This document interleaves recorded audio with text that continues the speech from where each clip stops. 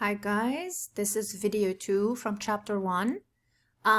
We were talking about the resources in video 1. We talked about the fact that there are 4: land, capital, labor, and entrepreneurship. We said land is everything that is renewable, raw, untouched by man. Capital is man-made and productive. Labor is basically everybody with a job. Entrepreneurship are the innovators who bring about progress. So let's take this cake right here. If you look at this cake, it took all the raw materials. It took the wheat, the eggs, the milk, right? The vanilla. It took those raw materials, sugar.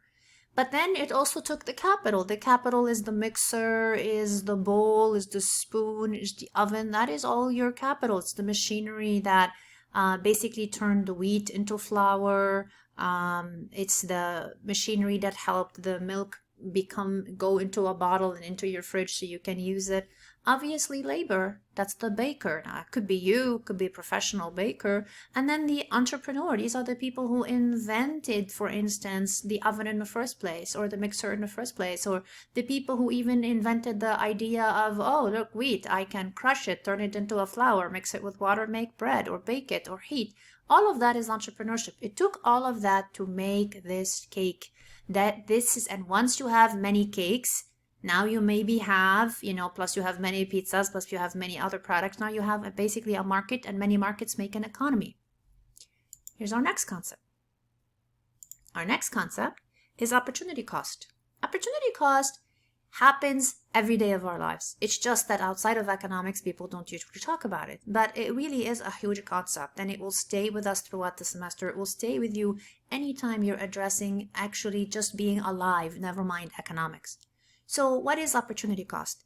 It's the sacrifice. We have to make choices every day of our lives. Which car do we buy? Where do we live? Which foods do we eat? When do we go somewhere? When do we say yes to this? When do we say no to that? We are making choices all the time. Every time you make a choice, you give up something against it. That is the sacrifice. That is the trade-off. This is where we are right here, right? So a sacrifice or a trade-off is the opportunity cost. In other words, I want you to pay attention. It's the benefit given up. It's the best alternative given up. It's not the cost, it's the benefit. You can only benefit from choice A, or you can benefit from choice B. You cannot benefit from both of them simultaneously. And you're choosing which one is the greater benefit against its particular cost. So if you're watching this video right now, you've given up something. Maybe you're giving up entertainment. Maybe you're giving up hanging out with a friend. Maybe you're giving up, studying for another class. Maybe you're giving up income because you decided, I'm not working today. I'm going to take the day off and I'm going to focus on all my schoolwork, right? And this is why students are poor. They're constantly having to make trade-offs. And so this is what we're looking for as far as opportunity cost. It's what you're giving up, the benefit that you could have had, but you had to give it up so you can get hopefully the greater benefit at hand. Now, low opportunity cost versus high opportunity cost is asking yourself, is the sacrifice worth it? When the sacrifice is worth it, we call that low opportunity cost. Notice we don't say no opportunity cost, we say low. High opportunity cost is when it is not worth it. So for instance, look at this. The reason I chose this image, it's clearly a bride, right? When people get married, there's a sacrifice for getting married.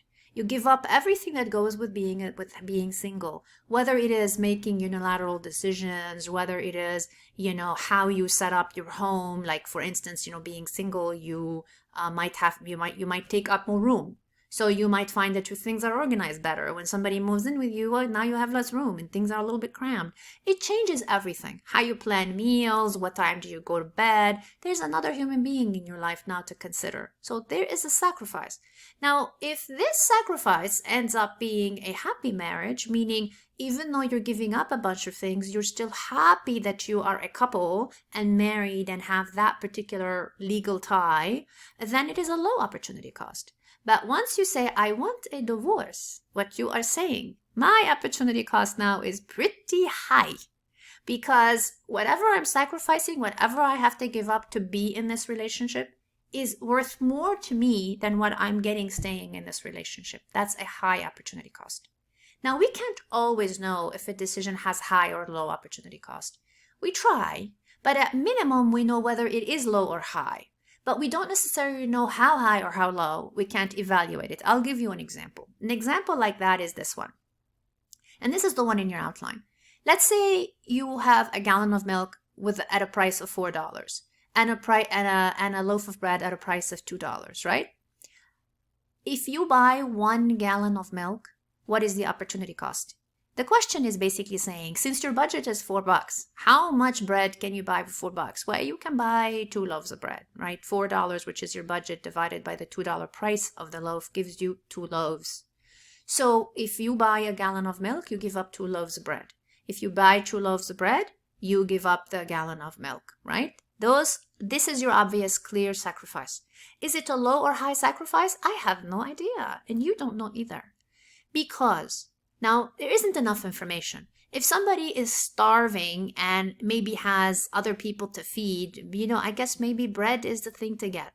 If somebody maybe is calcium deficient and protein poor, maybe they should be going for the milk. It's hard to know based on this information, the price of milk, the price of bread, whether it's high or low opportunity cost. I don't know. I can just tell you what it is. And sometimes this is what happens in life until you have more information. By the way, get comfortable with saying I don't know.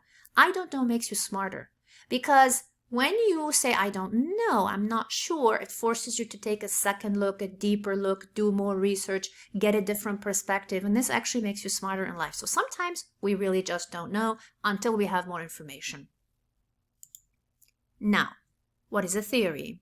People say things like, I theorize, I have a theory, yeah, whatever that means. You can't use it like that. When people are saying that, what they mean is I have a hypothesis. A hypothesis is an idea, a proposal that may or may not actually be correct. So as long as X impacts Y and then maybe, it is just a hypothesis. So what is a theory? You have X and you have Y. X is always your independent variable, Y is your dependent variable. Meaning X is in charge, right? So think of anything where, like for instance, how much gas I have in my car dictates how far I drive my car. Gas is X. The distance I drive is the Y. If I have less gas, I can't drive as many miles. If I have more gas, I can drive more miles, right? So the independent is X. Now, a theory has X and Y always. And how X impacts Y depends. It can be inverse or it can be direct. So you have one in your outline that you can look at where I explain all this to you in more detail in the written form. And then I tell you, here's a theory. If interest rates go up, borrowing comes down. If interest rates go down, borrowing goes up. That's an inverse relationship. Now, to make it correct 100% of the time, you have to freeze all the other variables, meaning even though a theory has only X and Y, well, there can be variable V somewhere, variable Z and variable F, and you need to isolate those variables. So for instance, interest rates impact borrowing inversely 100% of the time, so long wealth and income are frozen. You have to freeze those. This is why part of a theory are its conditions and assumptions. So the conditions and assumptions is when you say, okay, for instance, if I get a humongous raise and find out the interest I have to pay on a loan is a little bit bigger, like 1%, but my raise is like 10%, I might not really care all that much about that 1% increase in my interest because it's been offset by a huge margin from my income.